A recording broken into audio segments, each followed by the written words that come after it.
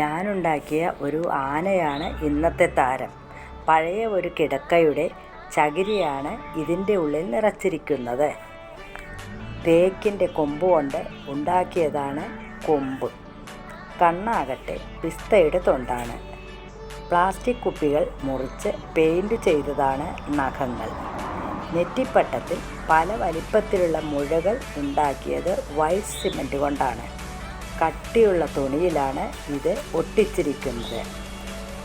അരികിൽ വൂളൻ നൂല് വെച്ച് അലങ്കരിച്ചു. പിന്നെ സ്വർണ്ണ കളർ പെയിൻറ് ചെയ്തു.